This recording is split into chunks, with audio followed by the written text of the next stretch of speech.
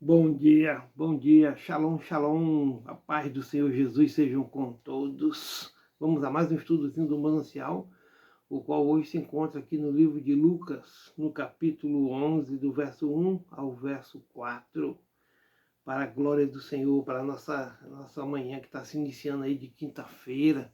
Hoje é 17 de novembro de 2022, e que tudo seja para a honra e glória dele. Muito obrigado, Jesus, meu bom dia, papaizinho do céu. Vamos ao nosso estudo. A oração dominical. E aconteceu que, estando ele a orar num certo lugar, quando acabou, lhe disse um dos seus discípulos: Senhor, ensina-nos a orar, como também João ensinou aos seus discípulos. Aleluia, glória a Deus. Jesus não parava de ensinar, né?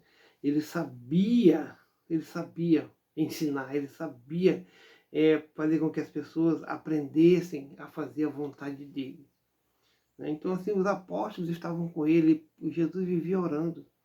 É por isso, irmãos, que quando a gente vai na igreja, culto de oração, os irmãos às vezes se ajoelham aí 10 minutos, e quando a gente dá uma olhadinha assim, está todo mundo sentado. Culto de oração é para orar, né? Pelo menos uma meia hora. Se a gente vai para um culto de oração, é para orar, é para buscar o Senhor, para se entregar a Ele, dizer que a gente o ama, que a gente está ali para servi-lo, para adorá-lo, né? Porque assim, um culto que se chama culto de oração e você vai, ora 5 minutos, 10 minutos e acaba, não é culto de oração, né?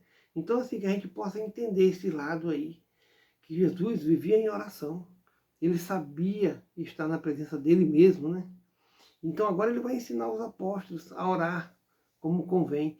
Não que os apóstolos vão ser papagaio, nós vamos ser papagaio para ficar repetindo como está aqui.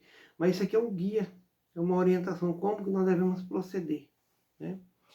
E ele lhes disse, quando orardes, dizei, Pai. Quer dizer, ele já está dizendo assim, está usando um termo de criança, pai, papaizinho, né? Então, assim, quando a gente for entrar nessa intimidade com o nosso Senhor, com o nosso Papai do céu, que seja uma intimidade, uma íntima intimidade com Ele, de pai para com o filho. Como você faz com seu pai na sua casa? Lembra quando era criança, se abraçava, era carinhoso, era daquele jeito? Então, dessa mesma forma, nós devemos estar com Jesus, com o nosso Deus, né? Nessa íntima compaixão com Ele, de orarmos a Ele dizendo assim, Pai, santificado seja o teu nome, venha o teu reino. Quer dizer então assim que Jesus, ele é santo, o seu nome é santo, Deus é santo, o Espírito Santo é santo. Então quando a gente entrar em conexão com Deus, em oração, a gente tem que saber as palavras que nós iremos falar, porque nós vamos estar falando com um ser que é santo. Deus é santo. Nós, os pecadores, devemos nos arrepender de nossos pecados e falar assim, papai, estamos entrando na tua presença, perdoa nossas falhas, mas queremos conversar com o Senhor, queremos estar em conexão, em oração ao Senhor. Então Jesus está ensinando, Pai, santificado seja o teu nome, porque o nome do Senhor é santo, né? Venha o teu reino, dá-nos cada dia o nosso pão cotidiano. Ele está falando assim, não deixa faltar nada para nós. Dá a nossa porção que nós necessitamos todos os santos dias. Nós precisamos, irmão. Fica um dia sem comer para tu ver. Nós necessitamos dessa alimentação física e da espiritual. Porque com a espiritual nós estamos, né, nos fortalecendo para a adversidade que vem contra nós. E devemos estar assim, conectados com o Senhor. E olha o que ele fala ali no verso 4. Perdoa-nos os nossos pecados, pois também nós perdoamos a qualquer que nos deve. E aí? Você perdoa? Você perdoa a qualquer que está te devendo? Você pede perdão? Você quer que Deus lhe perdoe? Mas a pergunta em si, você perdoa a quem lhe fez algum dano, alguma mágoa, alguma coisa? Você perdoa? Às vezes é uma mágoa, irmão, que a pessoa carrega por muitos e muitos anos sem perdoar e fica remoendo dentro da pessoa, assim. Mas Jesus está falando, perdoa os nossos pecados, pois também nós, quer dizer o seguinte, se Deus nos perdoa, também nós devemos perdoar. Né? Então, assim, para a gente estar conectado com o Senhor e na presença dEle, nós devemos, irmãos, realmente perdoar a quem nos ofendeu. Aquelas pessoas que nos machucaram, que nos magoaram, que a gente fica guardando aí desde criancinha ou há pouco tempo, não importa. O importante é que nós devemos liberar perdão. Libere perdão, meu irmão. Se perdoe.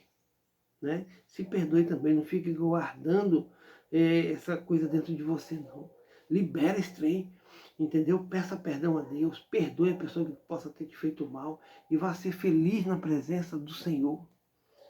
Jesus está pronto, irmão, para estar caminhando com você, mas a gente tem que liberar perdão, a gente tem que tentar estar conectado com o Senhor, né, na presença dEle, como varões e varoas que não têm do que se envergonhar. Então procure realmente fazer a vontade do Senhor, na presença dEle, né? Pois também nós perdoamos a qualquer que nos deve, e não nos conduzas em tentação, mas livra-nos do mal. Quer dizer, livra-nos dos perigos que nós corremos todos os dias, Senhor. Livra-nos. Quando a gente sai de casa, a gente já está correndo perigo. Né? Pode ser alguém que vai nos bater de carro. O inimigo, irmão, ele está irado, ele está doido para tragar um, né, que anda na presença do Senhor. Então, assim, a gente tem que orar para Deus nos livrar do mal, nos livrar do mal, né? Nos livrar daquelas pessoas que vêm com aquelas conversas chatas para cima da gente. Livra-nos, Senhor, desse mal. Livra-nos, Senhor, desse mal. E andar na presença dEle. Mas livra, e não nos conduzas em tentação, mas livra-nos do mal. É assim que nós devemos conduzir as nossas vidas. E o estudozinho do Manancial, nós já mandamos pedir o de 2023. Creio que até o dia 15 de dezembro já está por aqui. Para a honra e para a glória do Senhor. Como que é importante esse estudozinho, irmão. Não estou fazendo propaganda não, porque eu nem ganho nada para isso. Nem quero também. Mas é muito bom ter diariamente um estudozinho desse aqui para você fazer na sua casa. É o seu culto no seu lar. É você que vai fazer aí. Tranquilo. Senhor, ensina-nos a orar. Certo dia Jesus estava orando em determinado lugar. Tendo terminado, um dos seus discípulos lhe disse: Senhor, ensina-nos a orar como João ensinou aos discípulos dele.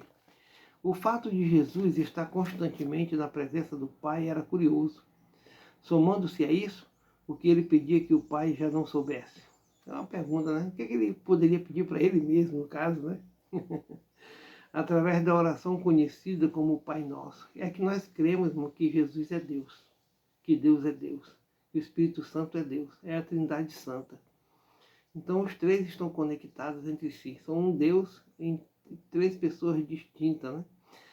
Então, assim, o que Jesus poderia pedir que ele já não soubesse, se ele é Deus, né?